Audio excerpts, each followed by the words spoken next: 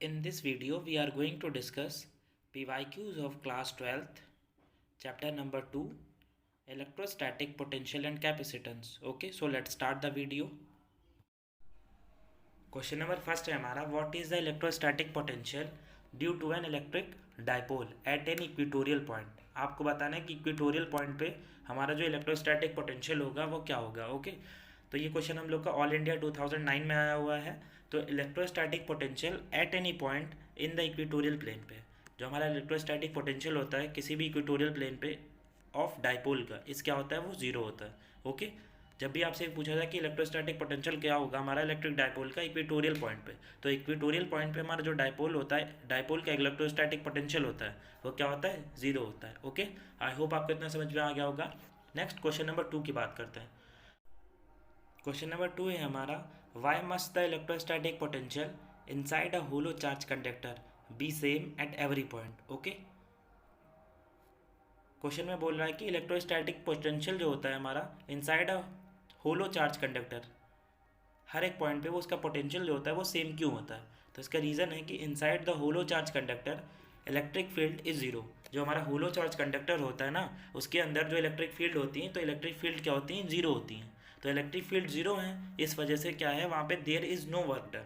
तो इसलिए वहाँ पे किसी भी तरीके का कोई भी वर्क डन नहीं होता है। तो there is no work done in moving a small test charge within a conductor.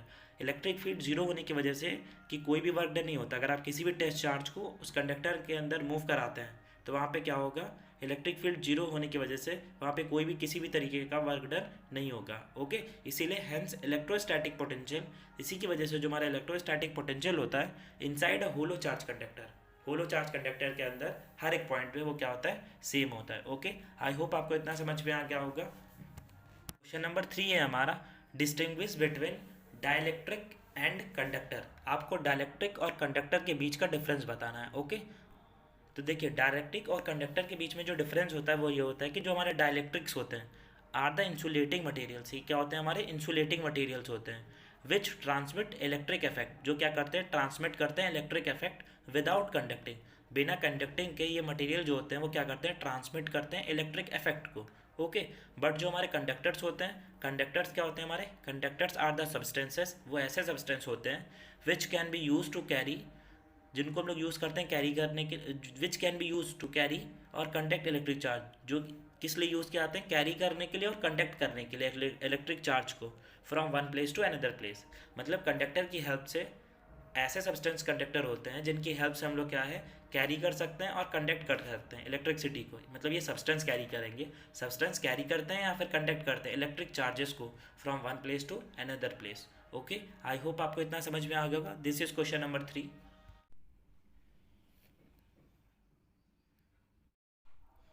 Question number 4 है हमारा, why is electrostatic potential constant through the volume of the conductor and has the same value as inside और in surface. आपको बताना है कि जो हमारा electrostatic potential होता है वो क्यों कांस्टेंट होता है through out the volume of the conductor, and चाहे वो इनसाइड की बात हो चाहे वो सरफेस की बात हो। तो उसका रीज़न क्या होता है कि इलेक्ट्रिक फील्ड जो होती है हमारी इनसाइड द कंडक्टर वो ज़ीरो होती है। Electric field inside the conductor zero की होने की वजह से जो हमारा पोटेंशियल डिफरेंस है ना वो क्या हो जाता है, कांस्टेंट हो जाता है। ओके, इसी वजह से क्या है कि electric field inside the conductor zero है, तो इसीलिए ये रीज़न क्या है कि इलेक्ट्रोस्टैटिक पोटेंशियल कांस्टेंट होगा। क्यों, क्योंकि देखिए ई इक्वल्स टू क्या होता है, minus d V over D r. Okay, तो minus d V over D r equals to E है, तो ई जो होता है वो जीरो होता है, तो D V over D R जो पोटेंशियल का डिफरेंस है इनसाइड द कंडक्टर वो क्या हो जाएगा, जीरो। तो इसीलिए हमारा जो वी होता है मतलब पोटेंशियल डिफरेंस वो क्या हो जाएगा, कांस्टेंट हो जाएगा। ओके, आई होप आपको इतना समझ में आ गया होगा। क्वेश्चन नंबर 5 की बात करते हैं। क्वेश्चन नंबर 5 क्या कह रहा है कि the net capacitance of three identical capacitor in series is 1 microfarad. Okay, तो what will be their net capacitance if connected in parallel. आपसे बोला गया है कि आपको नेट कैपेसिटेंस बताना है। तीन आइडेंटिकल कैपेसिटर्स है आपके पास जो किस में कनेक्टेड है, सीरीज में, और एक कैपेसिटर की जो कैपेसिटेंस है वो कितना है, 1 माइक्रोफराड है। तो what will be their net capacitance if connected in parallel. आपको बताने कि अगर वो पैरेलल में कनेक्टेड हैं तब उनका जो नया कैपेसिटेंस होगा वो कितना होगा। ओके, और जब कैप सीरीज में कनेक्टेड है तब उनका कितना होगा। सेकेंड पार्ट में आपसे बोला है कि find the ratio of energy store in two configuration. आपको बताना है कि जब वो सीरीज में है और पैरेलल में है तो उन दोनों के रेशियो को बताना है, एनर्जी उन दोनों के रेशियो की एनर्जी कितनी होगी, सीरीज और पैरेलल के रेशियो की एनर्जी आपकी कितनी होगी, ये आपको बताना है। Okay, so let start the solution. सबसे पहले आप क्या मानेंगे कि सी जो है ना, be the capacitance of a capacitor, जो हमारे कैपेसिटर हैं उनके कैपेसिटेंस को हम लोग सी मान लें। सबसे पहले आपको क्या बताया गया कि 3 आइडेंटिकल कैपेसिटर हैं, तीनों किस में कनेक्टेड है, सीरीज में। तो हम लोग मान लेते हैं कि C1, C2, C3 ये तीनों किस में कनेक्टेड है, सीरीज में, और वो किसके इक्वल है, सी के। ओके, नेक्स्ट है कि अगर ये सीरीज में कनेक्टेड है तो CS जो हमारा टोटल कैपेसिटेंस हो जाएगा कैपेसिटर का, तो वो क्या हो जाएगा, C/3। यस और नो, क्योंकि वो सीरीज में कनेक्टेड है ना, तो ये C/3 हो जाएगा। वन कैपेसिटर की आपको वैल्यू कितनी दी हुई है, 3 माइक्रोफराड। तो सी की प्लेस पे जब आप 3 पुट करेंगे तो 3/3 कैंसिल होकर कितना आ जाएगा, 1 माइक्रोफराड। ओके, तो मतलब सीरीज में हम लोग कनेक्ट करेंगे तो हमारा जो टोटल कैपेसिटेंस आएगा कैपेसिटर का वो कितना आएगा, 1 माइक्रोफराड। ओके, बट जब उसी को हम लोग पैरेलल में कनेक्ट करते हैं तो पैरेलल में कनेक्ट करने के लिए क्या, तीनों को ऐड कर देंगे। एक कैपेसिटर की कैपेसिटेंस आपकी 3 माइक्रोफराड है, तो तीनों की कितनी हो जाएगी, 3 + 3 + 3। ओके, तो कितना हो जाएगा आपका, 9 माइक्रोफराड। ये तो हमारा पैरेलल का हो गया। सीरीज से कितना है हमारा, 1 माइक्रोफराड, और पैरेलल के कितना है हमारा, 9 माइक्रोफराड। ओके, अब आपको बताना है कि एनर्जी स्टोर इन कैपेसिटर, कितनी एनर्जी स्टोर हुई है कैपेसिटर में। तो आपको पता है जो फॉर्मूला होता है एनर्जी स्टोर इन कैपेसिटर का, वो कितना होता है, E = 12 CV²। ओके, तो आपका ये फॉर्मूला होता है E = 12 CV²। अब आपको एनर्जी का रेशियो बताना है, तो ES मतलब energy in series upon EP मतलब एनर्जी इन पैरेलल, दोनों का आप रेशियो राइट करेंगे। तो देखिए V² से V² कैंसिल हो जाएगा और हाफ से हाफ कैंसिल हो जाएगा, कितना बचेगा हमारे पास, CS/CP। तो CS की वैल्यू कितनी आई आपकी, कैपेसिटेंस की वैल्यू कितनी आई आपकी इन सीरीज में, 1 माइक्रोफराड, और पैरेलल में कितनी आई है, 9 माइक्रोफराड। तो 1/9 कितना हो जाएगा आपका, 1:9। ओके, तो ये हमारा हो जाएगा energy store in a capacitor in series और पैरेलल के रेशियो। आपको यही तो बताना था। ये देखिए क्या बताना था आपको कि find the ratio of energy store in the two configuration if they are both connected to the same source. अगर ये दोनों सेम सोर्स से कनेक्टेड हैं तो इनके एनर्जी का रेशियो कितना होगा, ये आपको बताना है। तो ओके, तो ये तो हम लोगों ने फाइंड किया है। तो ES/EP कितना आ गया हमारा, 1:9। Okay, this is question number 5। I hope आपको समझ में आ गया होगा। If you have any doubt you can ask in comment section. Okay, next है हमारा क्वेश्चन नंबर 6। क्वेश्चन नंबर 6 में हमसे क्या कह रहा है कि net capacitance of 3 identical capacitor in series is 3 microfarad. आपको नेट कैपेसिटेंस बताना है 3 आइडेंटिकल कैपेसिटर्स का, जो किस में कनेक्टेड है, सीरीज में कनेक्टेड है, और एक कैपेसिटर की वैल्यू कितनी है आपकी, 3 माइक्रोफराड है। तो उनका नेट कैपेसिटेंस आपको बताना है। Okay, what will be their net capacitance if connected in parallel. अगर वो चीज़ें पैरेलल में कनेक्ट कर दी जाएँ, ओके, जो सीरीज़ में कनेक्टेड है अगर उनको पैरेलल में कनेक्ट कर दिया जाए तब उनका नेट कैपेसिटेंस कितना होगा। ओके, पहला पार्ट तो आपको ये करना है। सेकंड पार्ट में आपको क्या बताना है कि find the ratio of energy store in two configuration. आपको बताना है कि उन दोनों के एनर्जी जो स्टोर होगी एक सीरीज़ में और एक पैरेलल में, उन दोनों के रेशियो की आपको एनर्जी बतानी है, मतलब उन दोनों के एनर्जी का रेशियो बताना है आपको। ओके, तो if they are both connected to the same source, अगर वो दोनों किससे कनेक्टेड है, सेम सोर्स से कनेक्टेड है। सेम क्वेश्चन नंबर 5 की तरह है, जैसे क्वेश्चन नंबर 5 में हम लोगों ने किया था सेम उसी तरह यहाँ पे भी है। ओके, तो हम लोग मान लेते हैं कि जो C1, C2 और C3 है, द कैपेसिटेंस ऑफ 3 कैपेसिटर, मतलब C1, C2 और C3 जो हमारे कैपेसिटेंस हैं 3 कैपेसिटर के, बट दीज 3 कैपेसिटर, ये जो तीनों कैपेसिटर हैं और ऑफ सेम कैपेसिटेंस, मतलब जो इनका कैपेसिटेंस है वो सेम है। सो इसीलिए जो C है is the capacitance of each capacitor. हम लोग मान लेते हैं कि जो C है वही कैपेसिटेंस है तीनों कैपेसिटर का। Okay, next C1 = C2 = C3 = C। इन तीनों कैपेसिटर को क्या मान लिया गया है आपका, C। अगर ये तीनों कनेक्टेड हैं किस में, सीरीज़ में, तो सीरीज़ में कनेक्टेड हैं तो इनका आप अगर कैपेसिटेंस फाइंड करेंगे तो क्या फॉर्मूला होता है, 1/CS = 1/C1 + 1/C2 + 1/C3। Okay, तो आप यहाँ पे वैल्यू पुट कर देंगे, इसको सॉल्व करेंगे तो टोटल कितना हो जाएगा, 3/3। तो CS हमारा टोटल कितना आ जाएगा, 3 माइक्रोफराड। ओके, तो इतना क्लियर है आपको जब ये सीरीज़ में कनेक्टेड होगा। नेक्स्ट, जब ये पैरेलल में कनेक्टेड होगा तो देखिए C1, C2 और C3 जब पैरेलल में कनेक्टेड होंगे तो जो कैपेसिटेंस होगा किसका, पैरेलल में, तो वो कितना हो जाएगा, 3C के इक्वल। और C की वैल्यू आपको कितनी पता है, 9 माइक्रोफराड। तो 9 को आप 3 से मल्टीप्लाई कर देंगे तो कितना हो जाएगा, 27 माइक्रोफराड। ओके, आई होप इतना आपको समझ में आ गया होगा। सीरीज़ में हमारी वैल्यू कितने आ गई, 3 माइक्रोफराड, पैरेलल में वैल्यू हमारी कितने आ गई, 27 माइक्रोफराड। अब आपको इन दोनों के एनर्जी का रेशियो बताना है। तो आपको ये चीज़ पता है कि जो हमारी एनर्जी होती है उसका फॉर्मूला कितना होता है, ½ CV²। एनर्जी जो होती है हमारी उसका फॉर्मूला कितना होता है, half C V square. Okay, तो E S upon E P मतलब energy store in series upon energy store in parallel.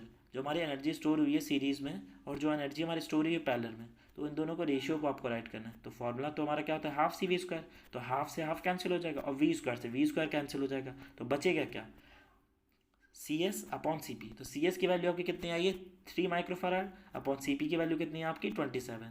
तो 3/27 को आप जब सॉल्व करेंगे तो आपका कितना आएगा 1/9। ओके, तो हमारा यही एनर्जी का रेशियो हो जाएगा जो एनर्जी स्टोर हुई है कैपेसिटर में। सीरीज और पैरेलल का जो रेशियो है वो कितना हो जाएगा 1:9। ओके, आई होप आपको इतना समझ में आ गया होगा। नेक्स्ट क्वेश्चन नंबर 7 की बात करते हैं। नेक्स्ट क्वेश्चन है हमारा कि draw 3 equipotential surfaces corresponding to a field that uniformly increases in magnitude but remain constant along z direction. How are these surfaces different from that of a constant electric field along z direction? Okay, आपको बताना है कि आपको 3 electric potential surfaces draw करने हैं जिनका magnitude जो है ना वो यूनिफॉर्मली इंक्रीज हो रहा है but remains constant along z direction. लेकिन z डायरेक्शन जो है हमारी z डायरेक्शन उसके अलोंग जो उसका मैग्नीट्यूड है वो रिमेन्स कांस्टेंट रहना चाहिए। How are the surfaces different from that of a constant electric field along Z direction. आपको बताना है कि जेड डायरेक्शन के अलॉन्ग में तीनों इलेक्ट्रिक पोटेंशियल जो हैं उनका सर्फेसेज में क्या चेंजेस रहेंगे, क्या डिफरेंस रहेंगे। ओके, ये क्वेश्चन हम लोग का 2009 में आया हुआ है। तो हम सबसे पहले क्या है 3 इक्विपोटेंशियल सरफेस ड्रॉ कर लेंगे अलॉन्ग जेड डायरेक्शन। फिर इसको नेमिंग करेंगे, जो पहला और दूसरा इक्विपोटेंशियल सरफेस है इनके बीच की डिस्टेंस कितनी हो जाएगी d1, और दूसरे और तीसरे इक्विपोटेंशियल डिफरेंस जो इक्विपोटेंशियल सरफेस है उसके बीच की डिस्टेंस कितनी हो जाएगी d2। ओके, तो देखिए जो हमारा d1 है ना वो ग्रेटर है किससे, d2 से, फॉर इंक्रीजिंग फील्ड। अगर उस तरफ फील्ड इंक्रीज हो रही है तो इसलिए हमारा d1 क्या हो जाएगा, ग्रेटर हो जाएगा d2 से। And d2 equals to d1 for uniform electric field. और जो हमारा d2 होगा वो किसके इक्वल होगा, d1 के। फॉर यूनिफॉर्म इलेक्ट्रिक फील्ड के लिए जो d2 होगा वो d1 के इक्वल होगा। ओके, आई होप इतना आपको समझ में आ गया होगा। नेक्स्ट क्वेश्चन है हमारा कि figure shows 2 identical capacitor C1 and C2 each of 1.5 microfarad capacitance connected to a battery of 2 volt. Initially switch S is closed. After some time S is left open and dielectric slab of dielectric constant K equals to 2 are inserted to fill completely the space between the plates of two capacitors. How will be the charge and potential difference between the plates of a capacitor will be affected after the slab are inserted. ये दिल्ली में पूछा जाए वाला question है कि आपसे क्या बोल रहा है कि एक फिगर आपको शो है। देखिए यहाँ पे आपको फिगर दिख रहा होगा, इसमें आपको 2 आइडेंटिकल कैपेसिटर गिवन है। ओके, एक C1 है और एक C2 है। C1 की वैल्यू 1.5 माइक्रोफराड है, C2 की वैल्यू जो है वो 1.5, उसकी भी C2 और C1 की वैल्यू सेम है। ओके, और ये किससे कनेक्टेड है, एक बैटरी से जिसका पोटेंशियल कितना है 2 वोल्ट।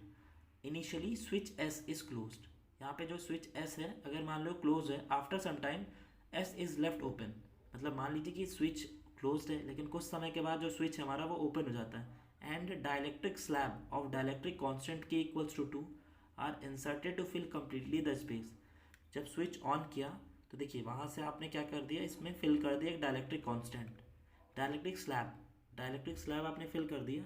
उसका डाइलेक्ट्रिक कांस्टेंट कितना है आपका 2 है। ओके, जो किस में फिल कर दिया गया, जो बीच में स्पेस है इन प्लेट्स के बीच में C1 और C2 के बीच में जो स्पेस है उसमें फिल कर दिया गया। अब आपको बताना है कि हाउ विल द चार्ज, क्या इफेक्ट पड़ेगा चार्ज पे, and potential difference between the plates of a capacitor be affected after the slab are inserted. आपको बताना है कि इनके चार्ज पे और इनके पोटेंशियल डिफरेंस पे क्या इफेक्ट पड़ेगा जब इनके बीच में हम लोगों ने डायरेक्ट्रिक स्लैब को इंसर्ट कर दिया है। Okay, so let's solve the question. सबसे पहले हम लोग मान लेते हैं कि व्हेन स्विच इज ओपन, जब स्विच ओपन होगा and डायरेक्ट्रिक is introduce, charge on each capacitor will be. देखिए जब स्विच ओपन होगा तो चार्ज कितना होगा, पहले पार्ट में आपको चार्ज ही तो फाइंड करना है। देखिए पहला पार्ट क्या है आपका, चार्ज फाइंड करना है। तो Q1 इक्वल्स टू कितना हो जाएगा C1V। जो हमारा चार्ज फाइंड करने का फॉर्मूला होता है वो क्या होता है, Q इक्वल्स टू CV होता है ना, यस और नो। चार्ज फाइंड करने का फॉर्मूला होता है Q equals to CV, but आपको Q1 पहले फाइंड करना है। तो Q1 का क्या हो जाएगा C1V, Q2 का कितना हो जाएगा C2V, Q1 है वो कितना है C1V।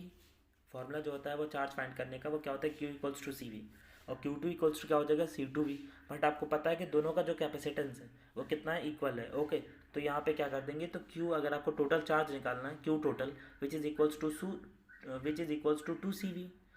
टू इंटू सी की वैल्यू कितनी है 1.5 माइक्रोफराड, तो यहाँ पे पुट कर देंगे 1.5 इंटू वी की वैल्यू कितनी है, वी की वैल्यू देखिए यहाँ पे 2 वोल्ट, तो यहाँ पे 2 वोल्ट पोटेंशियल डिफरेंस कितना है 2 वोल्ट का, तो आप इसको जब मल्टीप्लाई करेंगे 2 इंटू टू टू से 4 हो जाएगा और 4 इंटू 1.5 तो कितना आ जाएगा आपका 6 माइक्रो कूलाम। तो Q1 में आपका कितना आ गया 6 माइक्रो कूलाम और Q2 भी आपका कितना आ गया 6 माइक्रो कूलाम। ओके, ये तो हमारा हो गया चार्ज। अब बात करते हैं charge on each capacitor will become twice, जो हमारा हर एक कैपेसिटर पे जो चार्ज होगा वो क्या हो जाएगा ट्वाइस हो जाएगा। नेक्स्ट अगली बात करते हैं potential difference across C1 is still 2 volt. Potential difference जो है ना वो हमारे C1 के अलॉन्ग क्या हो जाएगा 2 ही वोल्ट रहेगा एंड अक्रॉस C2 वो कितना हो जाएगा Q equals to 2C। Potential difference की बात करते हैं तो जो हमारा C1 के अलॉन्ग पोटेंशियल डिफरेंस हो जाएगा वो कितना होगा 2 वोल्ट का ही रहेगा। ओके, बट C2 के अलॉन्ग फाइंड करते हैं तो C2 के अलॉन्ग जो पोटेंशियल डिफरेंस होगा वो V का हाफ हो जाएगा, मतलब जो पहले पोटेंशियल डिफरेंस है उसका हाफ। तो पहले कितना है पोटेंशियल डिफरेंस बैटरी में 2 है, तो 2 को आप 2 से डिवाइड करेंगे तो कितना आ जाएगा 1 वोल्ट। तो मतलब जो नया पोटेंशियल डिफरेंस आएगा, यहाँ पे आपसे क्या पूछा था कि potential difference between the plates of the capacitor be affected after the slab are inserted. जब आपने स्लैब इंसर्ट कर दिया तब आपको बताना है कि पोटेंशियल डिफरेंस कितना होगा। तो C1 के अलॉन्ग तो पोटेंशियल डिफरेंस 2 वोल्ट ही रहेगा, बट C2 के अलॉन्ग पोटेंशियल डिफरेंस क्या हो जाएगा हाफ हो जाएगा। ओके, आई होप आपको इतना समझ में आ गया होगा। नेक्स्ट क्वेश्चन है हमारा draw a plot showing the variation of electric field and electric potential. आपको एक ग्राफ शो करना है जिसमें क्या है आपका इलेक्ट्रिक फील्ड और इलेक्ट्रिक पोटेंशियल का डिफरेंस आपको वहाँ पे वेरिएशन शो करना है। ओके, देखिए सबसे पहले आप क्या करेंगे एक्स एक्सेस पे आर ले लेंगे और वाई एक्सेस पे ई, उसके बाद आप ग्राफ ड्रॉ करेंगे। ओके, तो जैसे ही आप पहला वाला ग्राफ ड्रॉ करेंगे तो वो किस चीज़ का हो जाएगा आपका वी का, तो वी कितना हो जाएगा आपका 1/4Z E naught into Q upon R. फिर आप ई का जब ड्रॉ करेंगे तो कितना हो जाएगा E equals to 1/4Z epsilon naught Q over R square. जो ई का वेरिएशन होता है आर के साथ वो क्या होता है ई directly proportional inversely proportional 1/r square, और वी जो होता है वो इन्वर्सली प्रोपोर्शनल 1/r के होता है। ई जो होता है उसका रिलेशन आर के साथ आर स्क्वायर में होता है और वी का जो होता है वो क्या होता है आर होता है। ओके, नेक्स्ट क्वेश्चन है हमारा कि a hollow metal sphere of radius 10 centimetre is charge such that the potential on its surface is 5 volt. What is the potential at the centre of the sphere. आपको बताना है कि एक होलो metal sphere है जिसकी रेडियस कितनी है 10 centimetre है। इस चार्ज उसको चार्ज किया जाता है ऐसे कि उसका जो पोटेंशियल डिफरेंस है ना उसके सरफेस पे 5 वोल्ट का हो जाता है। तो आपको बताना है कि what is the potential at the centre of the sphere. Surface पे तो कितना है 5 वोल्ट है, आपको बताना है कि उसके सेंटर पे कितना होगा। ओके, तो देखिए मैंने इससे पहले भी क्वेश्चन में आपको बताया था कि जो होलो मेटल स्फीयर होते हैं वो behave as a equipotential surface, equipotential surface की तरह वो बिहेव करते हैं। इसीलिए जो हमारा सेंटर हो जाएगा पोटेंशियल जो हो जाएगा सेंटर पे वो कितना हो जाएगा 5 वोल्ट। रीज़न क्या है, क्योंकि जो होलो मेटल स्फीयर होते हैं वो इक्विपोटेंशियल सरफेस की तरह बिहेव करता है, इसीलिए जो सरफेस पे होगा पोटेंशियल हमारा वही हमारा क्या हो जाएगा सेंटर पे भी होगा। ओके, आई होप आपको इतना समझ में आ गया होगा। ड्यू टू ऐसा क्यों होता है, ड्यू टू इक्विपोटेंशियल सरफेस की वजह से। ओके, नेक्स्ट क्वेश्चन है हमारा कि a hollow metal sphere of radius 5 centimetre is charged such that the potential on its surface is 10 volt. What is the potential at the centre of the sphere. आपसे बोला है कि एक होलो metal sphere है जिसकी रेडियस कितनी है 5 centimetre है। अब आपको बता वो आपसे कह रहा है कि उसको चार्ज किया जाता है और उसके सरफेस पे जो पोटेंशियल है वो 10 वोल्ट का है। अब आपको बताना है कि इसके सेंटर पे पोटेंशियल कितना होगा। सेम अभी इससे पहले जो मैंने आपको क्वेश्चन कराया था बिल्कुल सेम उसी तरह है, बस वैल्यू में चेंजेस है। तो देखिए आपको सभी को पता है कि जो हमारा हॉलो मेटल स्फीयर है वो बिहेव करता है किसकी तरह इक्विपोटेंशियल सरफेस की तरह। यस और नो, क्यों ऐसा होता है, क्योंकि इलेक्ट्रिक फील्ड जो होती है इनसाइड द सेल वो क्या होती है जीरो होती है, इसीलिए जो भी पोटेंशियल हमारे सरफेस पे होगा सरफेस पे कितना है 10 वोल्ट का है, वही हमारा पोटेंशियल कहाँ पे हो जाएगा उसके सेंटर पे स्फीयर के। ओके, आई होप आपको इतना समझ में आ गया होगा। मेन रीज़न क्या है कि होलो मेटल स्फीयर जो है हमारा उसके अंदर की जो इलेक्ट्रिक फील्ड होती है उसके अंदर जो इलेक्ट्रिक फील्ड होती है वो जीरो होती है, और होलो मेटल स्फीयर इसीलिए क्या है बिहेव करता है इक्विपोटेंशियल सरफेस की तरह। ओके, तो इक्विपोटेंशियल सरफेस होने की वजह से जितना पोटेंशियल सरफेस पे होगा उतना ही पोटेंशियल क्या होता है हमारे सेंटर पे भी होता है। ओके, नेक्स्ट क्वेश्चन है हमारा कि two charge 2 micro coulomb and -2 micro coulomb are place at a point A and point B 5 centimetre apart depict an equipotential surface of the system. आपसे बोला है कि दो चार्ज हैं, एक चार्ज है 2 माइक्रो कूलाम, दूसरा चार्ज है -2 माइक्रो कूलाम। जो एक पॉइंट ए पे रखा हुआ है, दूसरा एक पॉइंट बी पे रखा हुआ है, उन दोनों के बीच की डिस्टेंस कितनी है, 5 सेंटीमीटर। ओके, अब आपको उसका इक्वी पोटेंशियल सरफेस ड्रॉ करना है। तो देखिए इक्वी पोटेंशियल जो माइनस साइन होगा, माइनस चार्ज है एक प्लस चार्ज है, तो माइनस चार्ज की वजह से ये हमारा पहला वाला है, पहले वाले को हम लोग क्या नेम दे देंगे ए, और जो सेकंड वाला है वो क्या है हमारा प्लस की वजह से। आपको वैल्यू से मतलब नहीं है, आपको माइनस और प्लस देखना है। माइनस की वजह से ए और प्लस की वजह से बी। तो जो हमारा पहला वाला यहाँ पे डायग्राम शो हो रहा है, उस पहले वाले डायग्राम में जो पहला वाला है वो नेगेटिव शो कर रहा है। ओके, नेगेटिव का है मतलब -2 माइक्रो कूलाम का, और जो दूसरा वाला है वो पॉजिटिव की वजह से। ओके, आई होप आपको इतना समझ में आ गया होगा। नेक्स्ट क्वेश्चन है हमारा कि what is the amount of work done in moving a point charge around a circular arc of radius R at the centre of which another point charge is located. आपसे बताना है कि, आपसे question में कह रहा है कि आपको बताना है कि कितना अमाउंट ऑफ वर्क डन की रिक्वायरमेंट होगी या कितना अमाउंट ऑफ वर्क डन होगा इन मूविंग अ पॉइंट चार्ज, अगर किसी पॉइंट चार्ज को मूव करा रहे हैं अराउंड अ सर्कुलर आर्क, किसी सर्कुलर आर्क पे जिसकी रेडियस कितनी है, सेंटर से उसकी रेडियस आर है, और उस वहीं पे क्या है सेकंड चार्ज लोकेटेड है, ठीक है ना, उसी आर्क पे। तो देखिए अमाउंट ऑफ वर्क डन क्या हो जाएगा, वो जीरो होगा, बिकॉज जो हमारा सर्कुलर आर्क है बीइंग एन इक्विपोटेंशियल सरफेस, वो क्या हो जाएगा हमारा इक्विपोटेंशियल सरफेस हो जाएगा। और जो हमारा इक्विपोटेंशियल सरफेस होता है उस पर जो वर्क डन होता है वो क्या होता है, जीरो होता है। ओके, आई होप आपको इतना समझ में आ गया होगा। पहले भी मैंने आपको बताया है कि इक्विपोटेंशियल सरफेस पे जो हमारा वर्क डन होता है वो क्या होता है, जीरो होता है। ओके, क्वेश्चन नंबर 9 है सेम उसी तरह जैसे मैंने क्वेश्चन पहले भी कराया था। टू चार्ज, एक है आपका 4 माइक्रोकुलाम, सेकंड है आपका -4 microcoulomb, are placed at a point A and B, इनके बीच की डिस्टेंस कितनी, 3 सेंटीमीटर। आपको इक्वी पोटेंशियल सरफेस ड्रॉ करना है। तो देखिए ऐसे क्वेश्चन बहुत इंपॉर्टेंट है, कई बार पूछे जाते हैं कि आपको प्लस साइन की वजह से और माइनस साइन की वजह से इक्वी पोटेंशियल सरफेस ड्रॉ करना है, ठीक है ना। तो देखिए पहला वाला डायग्राम जो है वो हमारा क्या शो कर रहा है, माइनस की वजह से इक्वी पोटेंशियल सरफेस, और जो दूसरा वाला डायग्राम है वो हमारा क्या शो कर रहा है, प्लस की वजह से equi potential surface. Okay, I hope आपको इतना समझ में आ गया होगा।